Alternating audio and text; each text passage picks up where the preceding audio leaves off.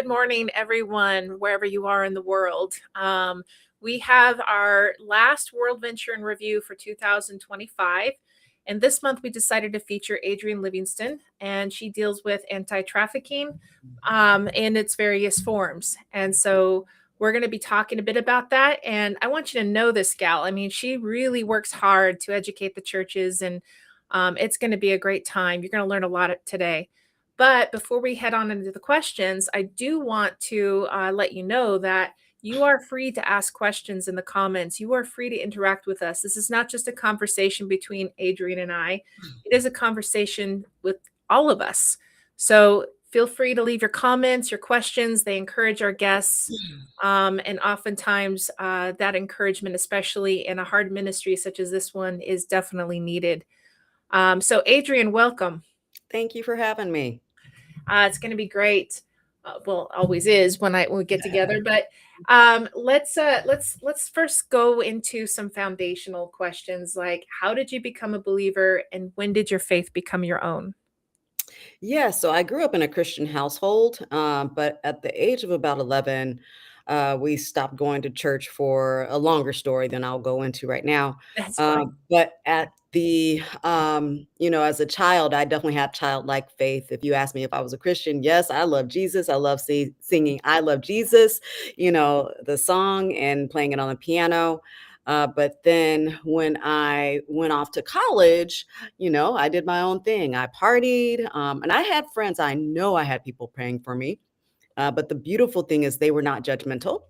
So even if I told them I'm going out to, the club, they're like, "Are you sure you want to go?" And I'm like, "Yes."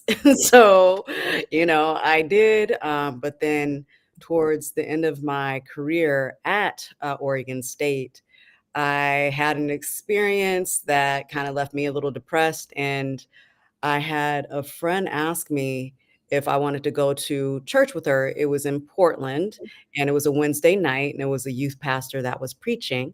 And I went, and I'm sitting in the pew, and next thing you know, he points at me and he starts kind of talking about my story. And it literally is one where you're like looking around your shoulder. Are you sure you're talking to me?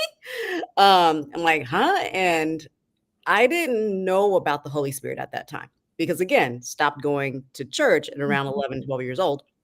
And they invited me up to the pulpit, and I have no idea if I don't remember if whatever he was saying. I think the Holy Spirit had already started to descend on me, because at that point they took me back to sit down in the pew, and a lady who I actually would not be able to point out to this day asked me, "Did they ask you if you wanted to receive Christ?" I said, "No." And she said, "Do you want to?" And it was an automatic yes. I just said yes. And they took me back up to the pulpit. And I can tell you, I know that so many times when people are taken up to the pulpit to give their lives to Christ, the pastor or whoever's preaching will say, "Repeat after me." I can tell you, I don't know if I was repeating anything after him. I don't know what he was saying, because I was having a conversation with God. And I remember it's just like, I said, "God, you are real, and I will serve you." And for people who don't know me, I would not just dance in front of a church of people I don't know. But all of a sudden, I literally started to just dance. And so at that point, I mean, the Holy Spirit had been on me. At that point, definitely gave my life to Christ. I had to realize not everyone came to Christ in that way, and that Christ meets us how we need to be met. Mm. So, but at that point, that's when I would say the scales fell from my eyes to see who Christ really was. And looking back then on my life to say, yes, I knew head knowledge of who he was, but I didn't have that heart change and that prick, and to actually literally be able to see. So that's what brought me to Christ. Oh, that's beautiful. Yeah, and I never even thought of that before in my own testimony. I've never even thought about that before. The Holy Spirit just, you hear, it just took a back seat, but you're right. That's one thing you don't really think about. And so, yeah, and that's a beautiful, beautiful thing to Thank have you dance. in your expression of worship there. Yes, and I love dance, I love music, so he met me how I needed it. Yeah. Exactly. So let's get into what do you do with World Venture? Yes, what I do, and I'll say he even led me to this. So my focus is anti-sex trafficking, and within that, it's really sex trafficking prevention, and then I'll include sex trafficking and domestic violence prevention because they share the same similarities of power and control. So, how I even got into that, because I literally never thought, "Oh, I'm gonna be working in this issue area." It was not on my, purview. It was not on anything that I thought about. So, there was a moment where I've been in the nonprofit space for over 25 years, and at the time, I was an executive director of a nonprofit here locally in Oregon, in Portland, and I was burnt out. I said, "Lord, I am done. I do not know what to do. You're going to have to give me something." And this is literally the prayer I'm having with him. And all of a sudden, he dropped in my spirit, like literally, it was like a text message plop, trafficking. And I thought, oh, yeah, what that did was it reminded me that I had watched a movie a year prior called The Whistleblower Mm. that was based on true inspired events. It was, a Hollywood movie, Yeah. and it was showing the source country of Albania going to, I believe it was the destination country of Bosnia, where there were 2 teens that left Albania because the uncle of one of them, again, it can happen, your own family can sell you into sex slavery, said, "Oh, you can go over to Bosnia and have an internship at a hotel." So they thought they were going over for a hotel internship. They get over there, their passport and all documents taken, and they're swooped up, and they are now, unfortunately, in that sex trafficking ring. Mm. What happens is there's a US police officer that wanted to make extra money, so she goes over to Bosnia to serve as a UN peacekeeper. And what she finds is that anytime she would go into these homes that a lot of the nuns would be taking care of these girls, the nuns would let her know what was going on. She tried to alert the UN as to what's going on, and they just kept shunning her, but she didn't stop. And what she learned was her very own colleagues were alerting the traffickers when the raids would occur so that they could move the girls, but it went beyond that. They would actually participate in the commercial sex acts with these girls. So Mm. they were part of being the perpetrator, and they're supposed to be the protector as the UN peacekeeper. Now, what ended up happening is that she, as a contractor, because the peacekeepers were contracted, not complete staff, but she got let go from the United Nations. That just made me so mad, that, the end of the movie is the fact that she got let go, but she ended up going over, I believe it was England, and was able to blow the whistle, hence the name of the movie, Whistleblower, and really highlight what was going on. Till this day, she cannot serve as an international policing force. Wow. So for me, it was like, wow, those that were supposed to protect these girls were the very perpetrators, and they weren't prosecuted. The one that was prosecuted was the one that was trying to tell the truth. And so much injustice, so much just evil to me that happened. I was so angry at that time that I thought, okay, I want to get involved. And as I started to research here in Oregon, like, how can I get involved? What can I do? I realized, oh, it's not just happening in other countries, it's happening here. It's happening in my own backyard. I just have to understand the context. And once I saw that, I tried to then reach out to different nonprofits and see how I could help. And what I was finding is really either donating, which is necessary. I want to highlight that, or volunteering at an event, which is necessary. But I wanted more. I wanted more than that. And some of the organizations weren't getting back to me. At Mhm. that point, I just got discouraged and, didn't continue, and forgot about it until that year later in prayer with God. And he mentioned trafficking. And I thought, you know what? I know what I want to do.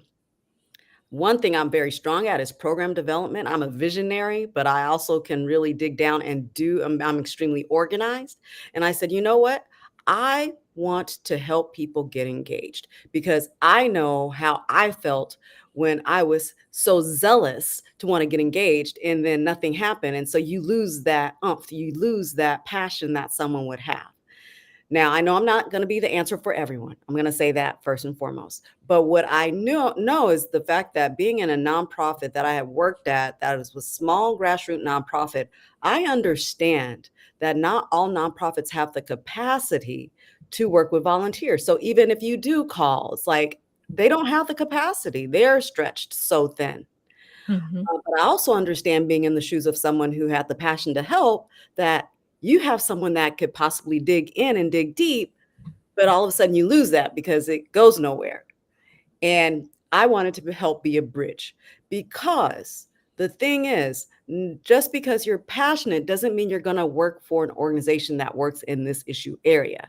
What I wanted to do is show people the different areas that you can help that may not be an anti-trafficking organization. Why? Because you have to look at the context of and what makes people vulnerable to being trafficked, from poverty to foster care system, being in a broken system, abuse, all that. So, why don't you look at organizations that address those issues? And by addressing those issues, if you're a healthy foster care parent, you're helping. If you work with, say, a big brothers, big sisters, or and you're or helping someone to learn how to read, and you're demonstrating to them a healthy, loving, caring adult, you're helping. So for me, it was, how can I help educate people, yes, on this issue in summary and just the overview of it, but also where else they can dig in and help that may not be directly within trafficking, but it is indirectly linked to trafficking.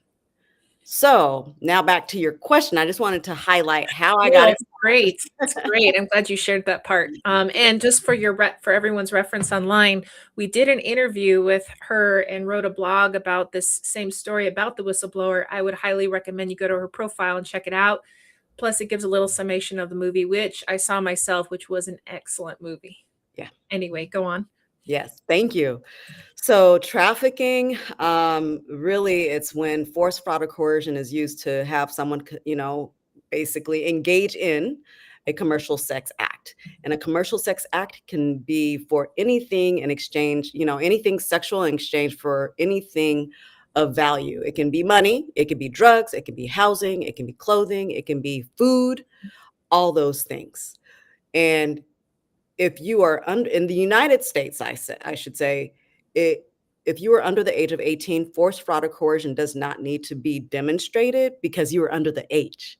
If you are 18 or over, forced fraud or coercion does need to be proven to prosecute. So I just want to say that. Um, s- you know, Unfortunately, again, it happens everywhere, and it's girls, boys, men, and women. It happens to everyone, unfortunately. It's a sick thing. Um, there are statistics that demonstrate that it's more women and girls, but at the same time, I've heard of statistics that show it's actually high quantity of boys. So statistics are hard. I would say when you see statistics, think of it as an iceberg. You're able to capture what you see, but understand that underneath, there's so much more that we don't see. So the numbers that you see, they're most likely higher than what is out there. But at least there are studies going on that we can definitely say proven are these numbers. What it was 2014 when they looked at how much the human trafficking industry brought in. It was 256 million, or what was it? It's been a while. No, it was 150 billion, and of that, 99 billion was sex trafficking. Okay, that was 2014. Now, guess what? It's increased. It's now from 2024, and this is from the International Labor Organization. I like to make sure people know I source information. It is 236 billion from human trafficking. Now, they say with inflation, though, and another hope for good, okay, that one I don't recall, it is 245 billion of human trafficking. Mm. Of that, 172 billion is from human trafficking. So as you see, the number even of what we see is increasing, knowing that, again, it's the iceberg, is still probably even higher than that. Mm. Um, yeah, and they were doing that again. This is a worldwide number. The average or common age of entry is between 12 to 16 years old. That's middle and high school. I know here in Oregon, when they did a research, it was Portland State University from 2009 to 2013. They showed that, yes, the average age was 15.5 when these individuals were getting help. But guess what? The youngest was 8 years old. Mm. The oldest was 22. So just to show, again, this is when people were calling in to get help. So we're saying a common age or an average age of entry might be 12 to 16, but that doesn't mean that someone younger is not being trafficked. Mm. Right. Yeah. Oh, It's sick. Now, what makes someone vulnerable to being trafficked? Who's at risk? Honestly, I do think that all kids are just at risk. Now, I think that there are some kids that are more vulnerable. When you have social media, you have internet, you have gaming, you have where people can catfish and act and portray like they are a little child, but they are really an adult, and they gain the trust of a child. Again, whether it's gaming, whether it's social media, and you have them, let's meet up somewhere, you're vulnerable. So because, these youth are growing up with something you and I didn't have. We didn't even have cell phones. no.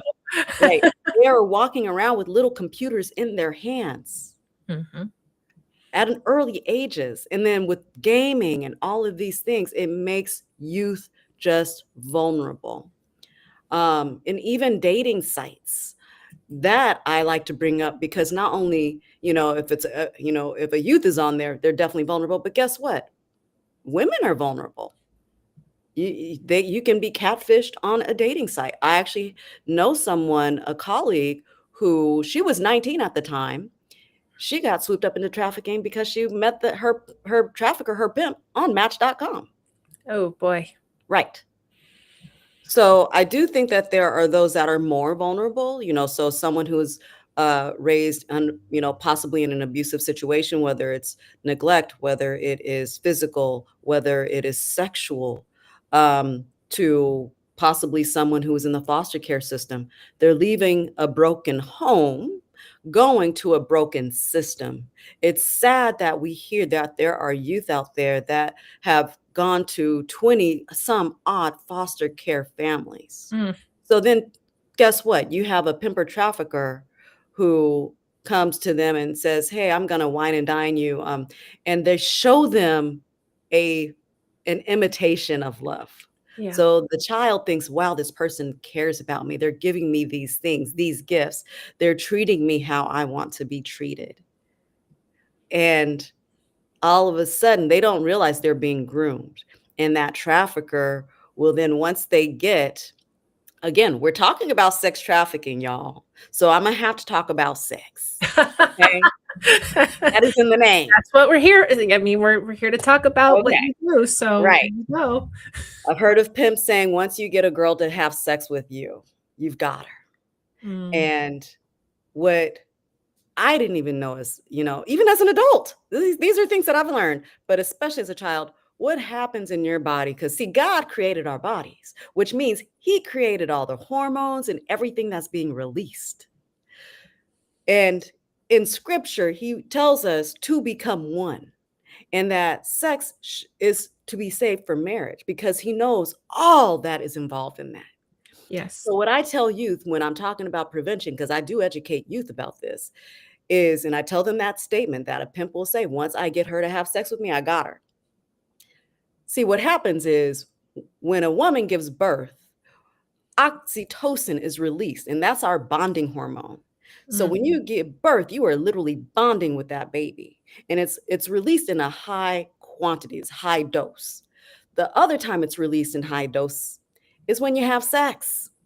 So guess what? You are literally chemically bonding with that person. So you talk about to become one. That should be safe for marriage. Yeah. But in our culture and society today, it's like you can do what you want. and Yeah. at early ages. So when you chemically bond with that person, you have created a bond and it is harder to break. That's why when that happens, even if you notice you're in a possibly an abusive situation or unhealthy situation, you still love that person and it's harder to break that bond.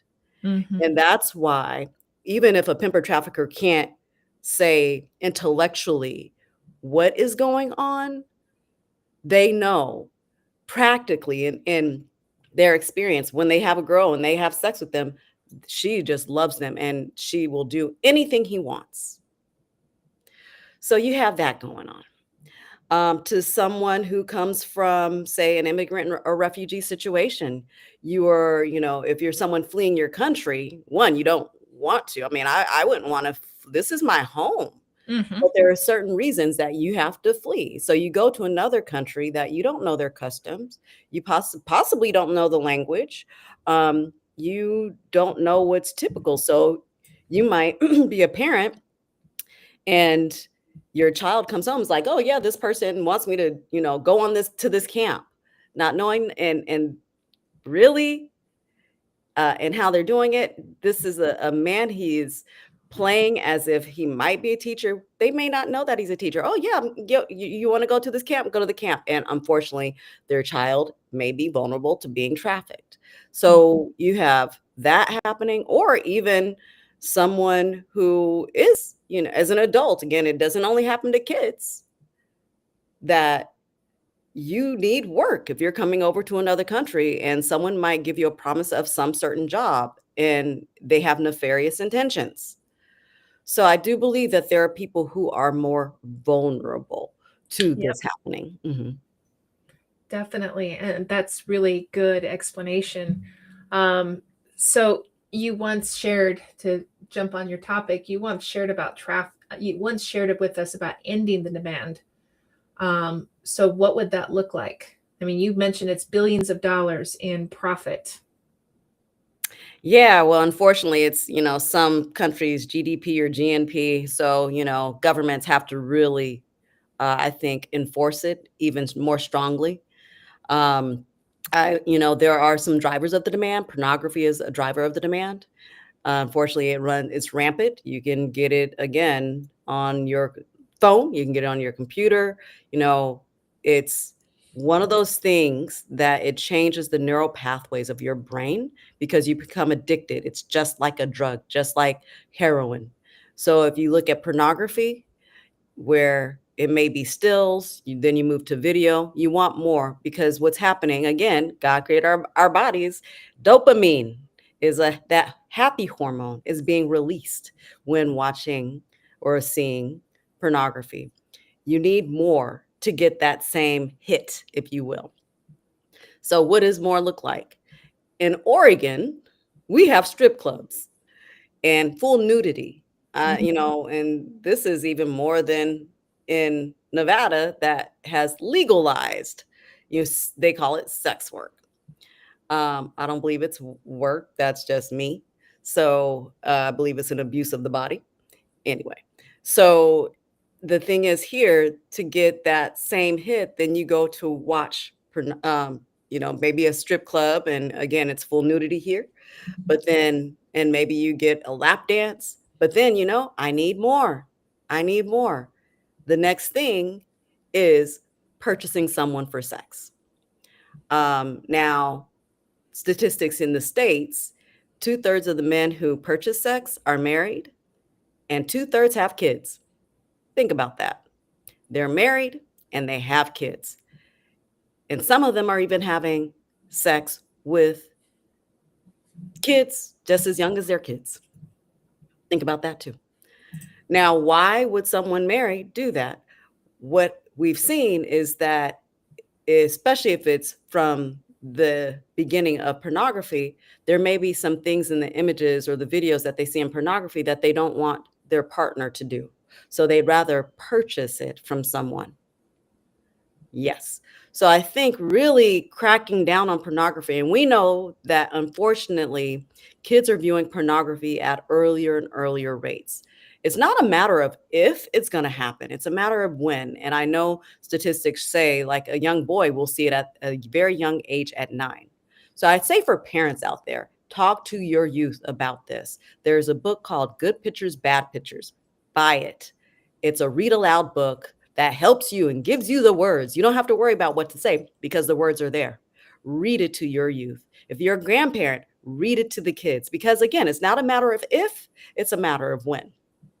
And if it gets started so early, again, remember that it's dopamine is being released in these precious little brains that are not even yet fully developed. Okay. So that's one thing, just from a parent, from an auntie, from a grandparent, talk to your kids about it. Um, Churches, pastors, we need to talk about this in church from the pulpit.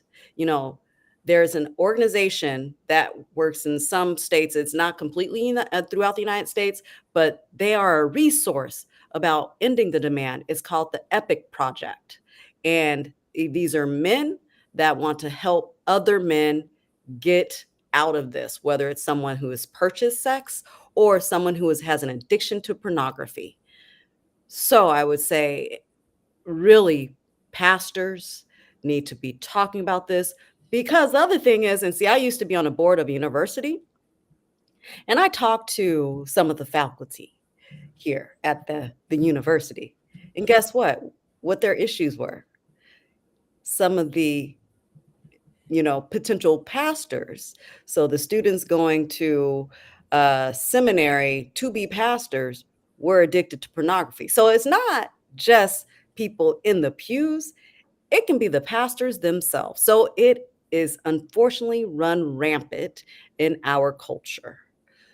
So seminaries need to be talking about this, churches, and it's not just talking, but providing resources to help people get out Mhm. and to not shame them. Shame is a very good way to keep somebody continually doing it because they're so shameful that they think nobody, this is not an issue for anyone else. I'm supposed to be a Christian. I'm not supposed to be doing this. Once I give my life to Christ, I should be good. People need help. So I would say taking judgment away. And for those that may even listening to this, who knows? Women are addicted too.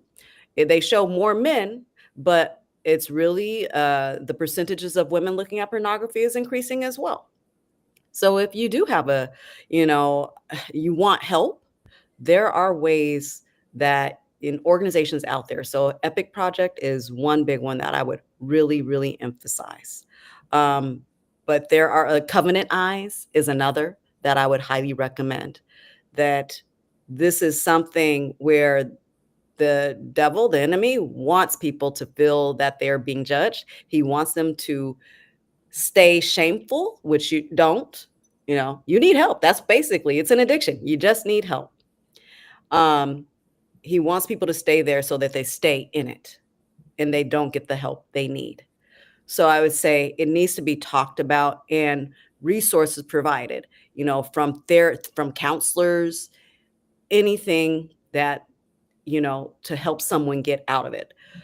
Also, there's an organization. It's called, well, it's the equalitymodelus.org. If you go there, equalitymodelus.org, it talks about, as far as someone being picked up for soliciting or purchasing sex, the person that should be prosecuted is the buyer. You'll hear people call buyers Johns. I don't do that because, one, that is a literal name. Two, it doesn't call out what they're doing at all. They're buying. So this would be to penalize the buyers and not to criminalize the person who is being sold into selling their body. When they look at percentages of women that are in this, uh, and they ask, would you be doing this? Do you want to be doing this? 90% say no. And there is also, you might ask them at the time they're in it, where they think they'll say they're choosing it. 10 years later, when they look back, they're like, no, I didn't realize I was being manipulated. So their brains are even rewired and manipulated. They're living in an alternate, in a sense, reality. Um, so, you know, really to not criminalize that person, instead, get her or him the help they need. So again, looking at it in a different way and having policies um, and kind of, yeah, just in place, laws in place to penalize the buyer. You do that, and happen in Sweden. They noticed that the percentages of prostitution, of, because what really a lot of it is called, it's called prostitution, sex work, um, human trafficking is prostitution. That's the name that it goes by. And we think that a person who is out there prostituting, that they're choosing it. No, the money goes not to them, it goes to the pimp. So, again, ending the demand, focusing on the person purchasing and getting help of the person that's being sold. I want to say, in talking about prostitution, I don't call a person prostitute because, one, God did not create us for our bodies to be used in that abusive way. And it's not the same as saying, oh, I'm a doctor, I'm an attorney. Why? Because those are prestigious. That means I went to school to get these degrees. When someone says prostitute, we already conjure up in our minds who that person is without knowing their background. We think, oh, this person, I'm going to keep it real. Oh, is a slut. They don't dress well. They are out there because they are, they want to make money. They are, gosh, oh God, there's so many things come at, they're dirty. They, abuse and all that doesn't come up. Sometimes it might come up, but we think that's who this person is. And then I ask people, if I say child victim, what do you think? They're like, oh, abuse, neglect, they need help. And then my question is, what happens if it's the same person? What happens is, if you, by me saying prostitute, you've already conjured up in your mind who you think this person is without knowing their backstory. But if I say this is a child victim, oh, poor child, I want to help them. The thing is, when a person is out there and they have a pimp that says you have to bring home a quota, they have to bring home that quota. Otherwise, there is real threat of violence. And they have to put on an act. They have to act to the person buying them that they want to be there. Mind you, it could be 10 men in one night. I had a friend who was in the life, that's what they call it. And she said, Adrienne, I was addicted to drugs because what makes you think that I want to know that I have sex with 10 guys in my right mind? So she had to put herself in an alternative reality. Okay. So in that, it is, depending on how we define something determines how we want to help.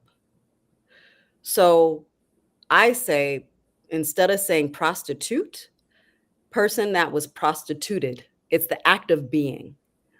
Because again, when you say prostitute, you've put an identity on a person. That is not their identity. Even if you're someone who's been prostituted, don't put that identity on yourself. Never thought about it that way. Yeah.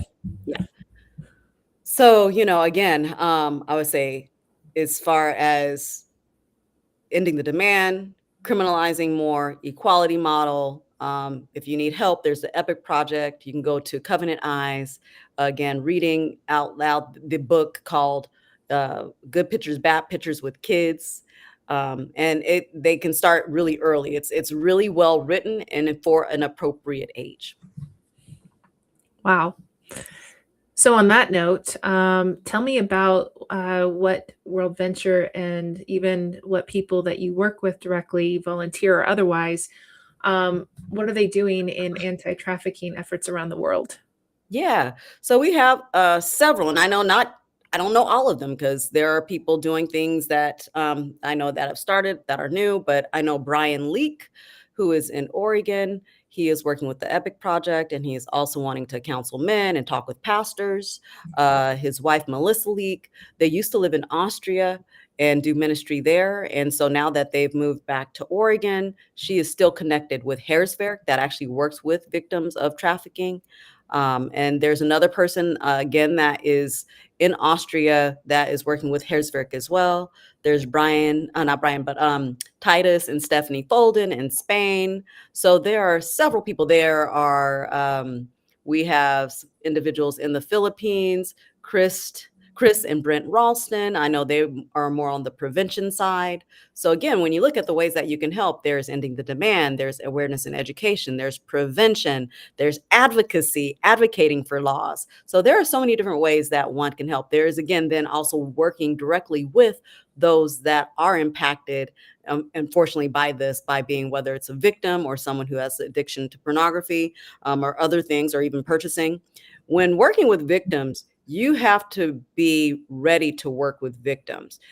You have to have gone through your own training, because you might be triggered and don't know until you work within it. And working with victims is not easy. I had law enforcement tell me the hardest person to work for sometimes are the victims, because they don't trust you, which makes complete sense. Yeah. Why would they trust you when they've learned not to trust, and their bodies have been abused and touched by, people that they really don't want to have, so again, working with victims may not be where you should be focused.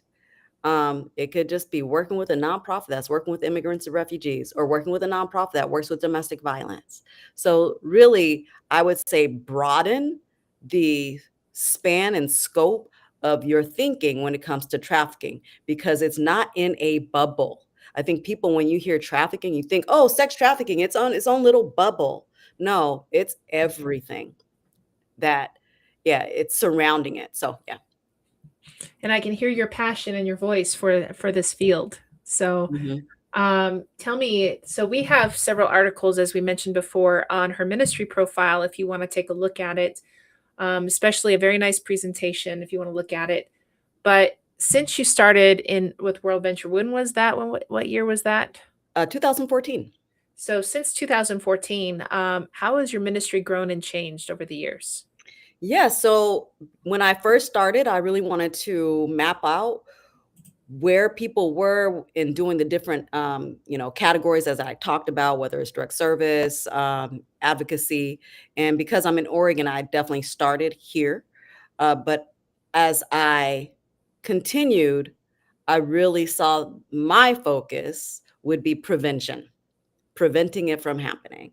And another law enforcement who is retired, Mike Geiger, he said, if you can prevent it from happening, you have prevented a lifetime of complex trauma. Everyone experiences trauma. This is complex trauma on a daily basis, because your body's being abused on a daily basis. And so I co-wrote our Girl Empowerment curriculum. That's both a sex trafficking and domestic violence prevention curriculum for middle and high school girls. Michelle Lathrop was the other person who I partnered with to write this curriculum. And the impetus, I would say, for this curriculum is we both took Girl Strength here in city of Portland. That was a violence against women prevention curriculum. And it was great. But as we trained in it, there were just some value sets that they were teaching that we knew some churches would not allow in. And we thought, wow, this is something our churches need too. And I still suggest that curriculum to others, because again, I'm not going to be the answer to everyone. And I also have a capacity issue. So, there are sometimes schools that I say, maybe the curriculum I have isn't for you, consider Girl Strength. So I do think that that's still a great curriculum. But we wanted this to go into our churches. And we also wanted to have a different conversation than that curriculum had. We wanted to be able to hold the mirror up in the church to say, what is the church doing that is complicit, or it maybe shines a lens of judgment on this that holds people back from really saying where they really are. So we wanted to create something where we could have these safe, non-judgmental conversations. So in that, after we created it, at this point, what's happening, it's really interesting because what we wanted to do was to do facilitator trainings so that we could train the women. This is again girls curriculum, so it's all females. It's going to be women leading girls. We wanted to train women to facilitate the curriculum to work with the girls that are in their program. We were able to go to Zambia and train women there, and they're still using it till this day. And I actually just Wow. trained someone virtually who's going there to serve in ministry. Um, I find, and our training is 3, almost 4 days. Going over to other countries, I think because they are used to missionary culture of going over and doing even week-long trainings, they take the time to be trained. Coming to America doing that, even when we don't charge, even when we say, and we were looking at schools, nonprofits and churches to say, even if we don't charge, we are going to ask for an investment in return from the organization. And that was going to be the food, the location, and obviously providing the people. We had 2 nonprofits take us up on that. Outside of that, churches and nonprofits, they're like, we don't have the time. So because here in America, we are stretched so thin, Mhm. and there's so much need here too, that it's like, if I give you 3 or 4 days of training, that means I'm not going to be doing something else in our program. That's also very critical and valuable. So I had to go back to the drawing board. I'm like, okay, Lord, so you know what? At this point, it's about getting this curriculum in the hands of girls. So I've just reached out to, again, churches, nonprofit schools, and we have 2 versions of the curriculum. One is our Christian-based one, but I was getting so many nonprofits asking for it, and Nice. they didn't actually want other curriculums because, well, at the time, with George Floyd, that, being killed by the police, at the hands of the police, um, the curriculum that started ours, or that we had, where the impetus, it was under the Bureau of Police. So there was a nonprofit that there were just some women who just didn't feel safe, even though it wasn't the police delivering the program. We told them, we're like, they're not delivering the program. It's just under that bureau. They're like, yeah, we don't feel safe. So I was like, okay, I guess God, you're asking me to create a values-based version. So at that point, because I was gonna be like, no, people who wanted more of a secular one, they could use that. But to me, anyone is vulnerable, whether you're Christian, whether you're not. And so I said, okay, I will create a values-based version. So we do have both Christian-based and values-based. Um, so in that, I now just go to, schools, nonprofits, churches, and say, can I just teach your girls? Can I just come in and teach your girls?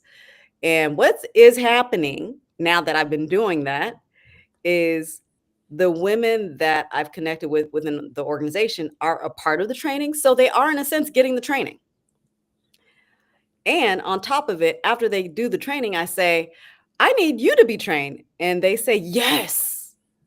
So I think ultimately it will lead in that direction of the women in the organization being trained. It just looks different where they see me doing it with their girls and they see the impact. I mean, seriously, this just happened Monday night. I was actually teaching parents, mainly females.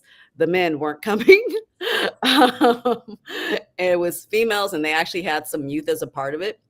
And uh, they it's only going to be 3 nights that I'm with them.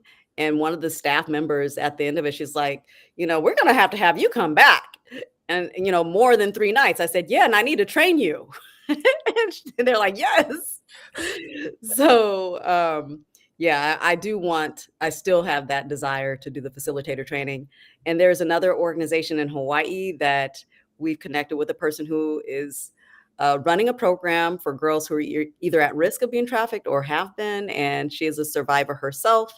And she is going to fly me and another partner here over to Hawaii to do a training for it. Actually will be first the facilitator training with her and others.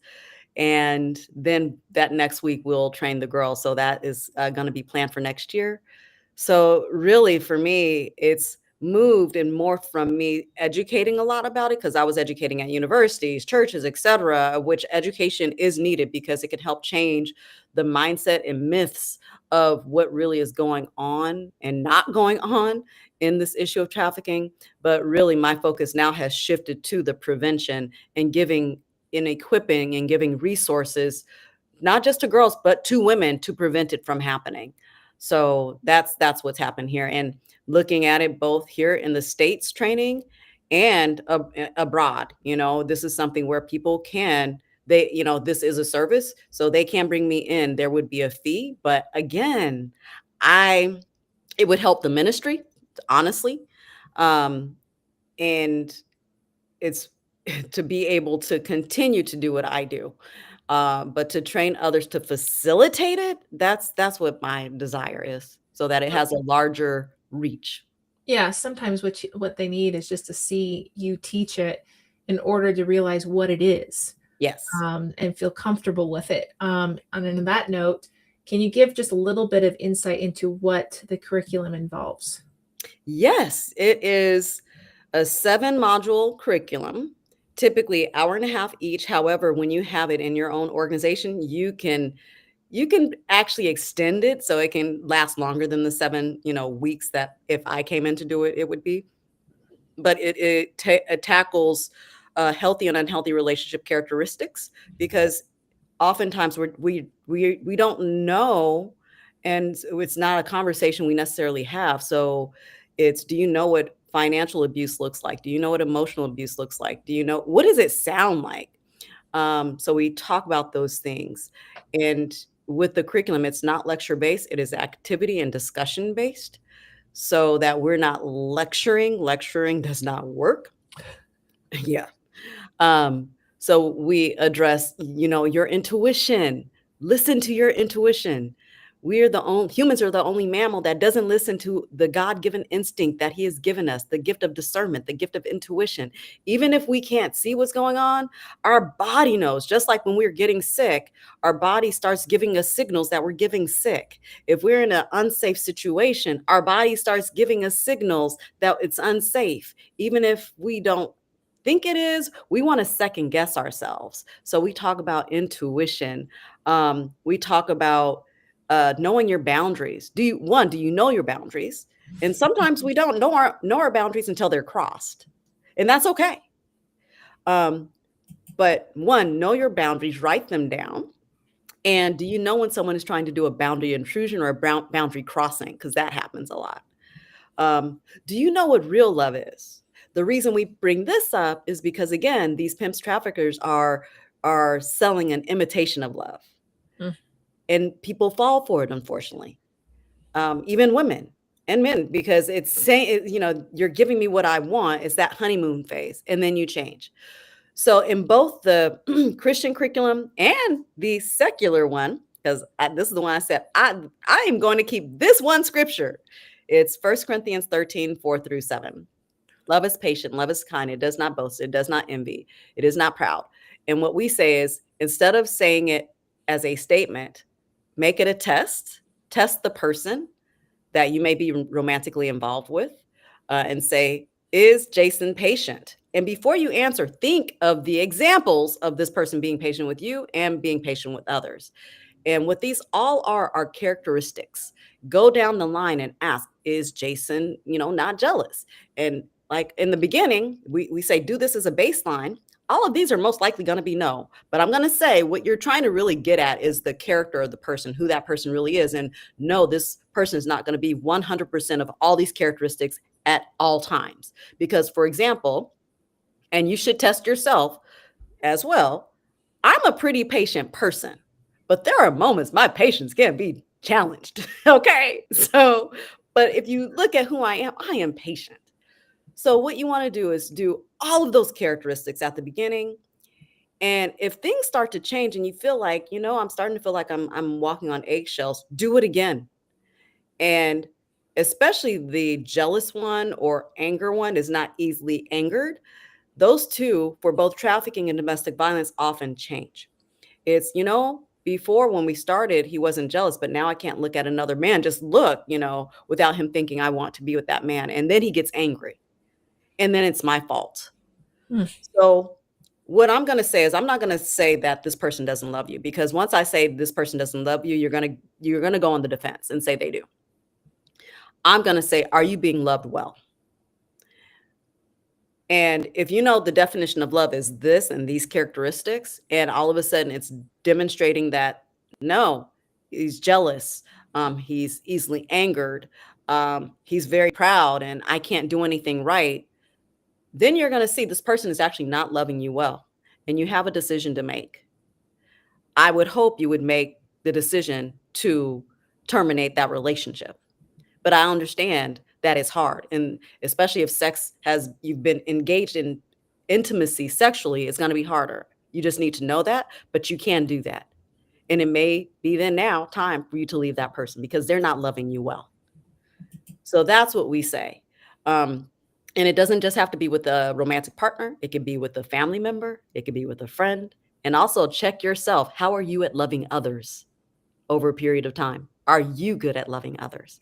So we do address that. We also do using your voice of if someone has crossed a boundary, how do you tell them without trying to instigate anything that they have crossed your boundary and for them to do something different? And if they do that, then they're respecting you.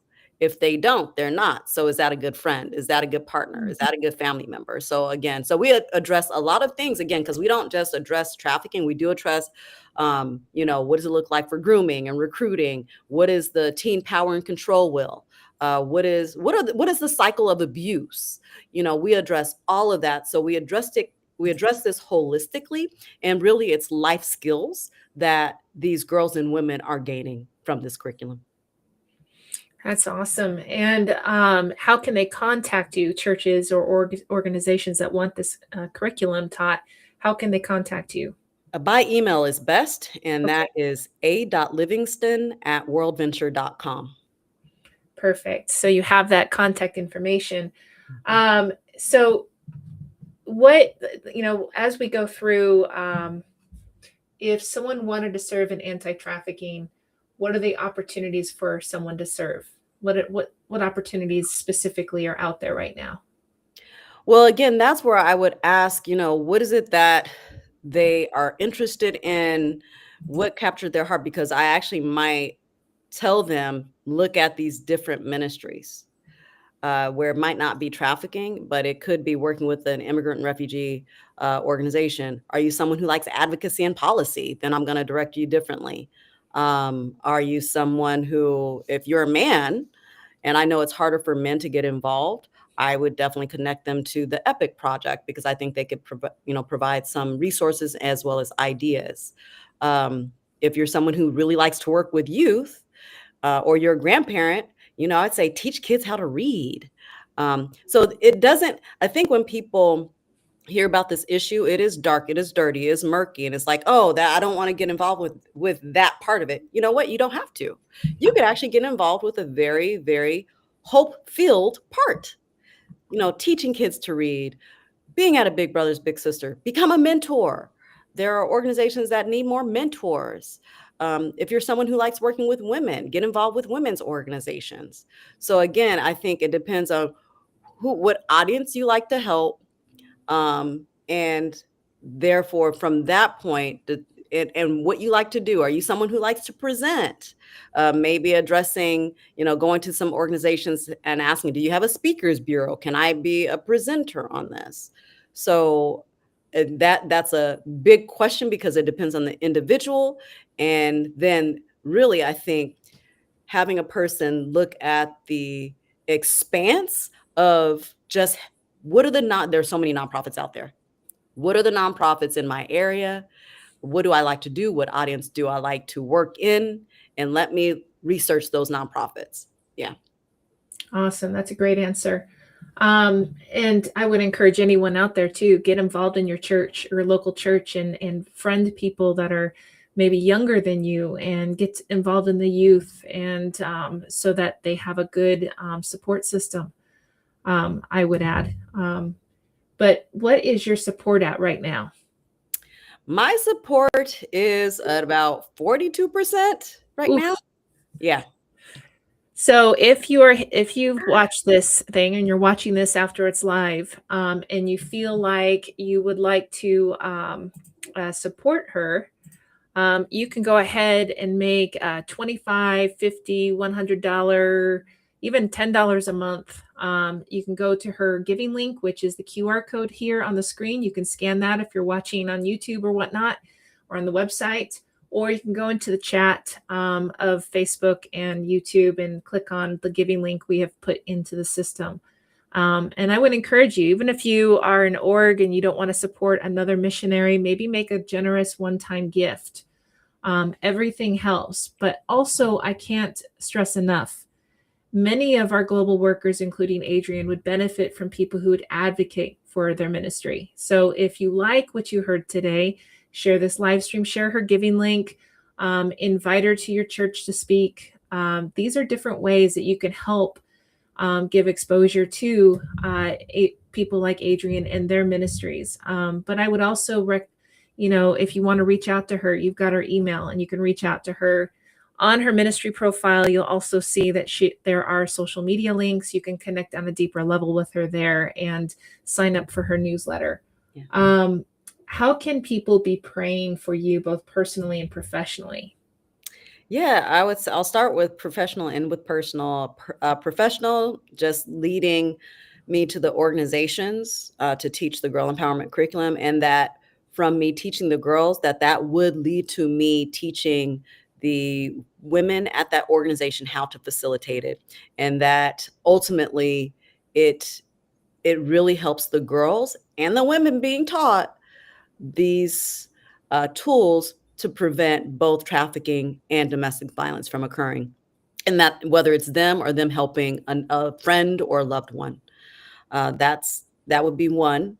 And that again, with the facilitation, that it reaches more audiences than I could really physically deliver. And then as far as personally, I would say health wise, just for my health, I do have a chronic autoimmune disorder that I'm just very thankful that God has blessed me to still be able to walk, to do so many things that I can do. But I do live with chronic pain in my neck and my back. And sometimes that leads to a lack of really good quality sleep.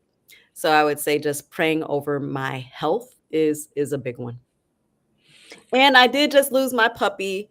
I Oh, did have to lay him sorry. down about 2 weeks ago. Mm. So this house is a little empty right now yeah, especially during the holiday season, but I love my little Romeo. He had a brother, Puck, who passed away 2.5 years ago. So love them both and miss them both. Mm. Yeah, that is tough. That is tough. Having gone through a couple animals myself, Mhm. I understand that loss. Yeah. So Yeah. you've heard all these prayer requests, and I would encourage you to pray. If you could let us know in the chat that you have or will be praying, that would be a great encouragement. Even if you're watching this when the live is over, I'll be sure that Adrienne gets this, any comments. So Adrienne, thank you for sharing all this information. This is really good stuff. And I look forward to hearing more of your stories in the future as well. So thank you. Thank you for Thank having me. Thank you for inviting me. You're welcome. And thank you everyone for joining us. Do be looking, we hope to populate some new events and live streams and such for 2026 soon. Probably look for it starting January 1st. Look at worldventure.com/events.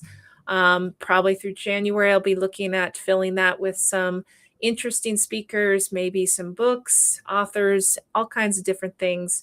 But maybe again, we'll have Adrienne on later so we can see more of an inside track of her ministry. So thank you everyone for joining us. Have a Merry Christmas, a Happy New Year, and we'll see you next year.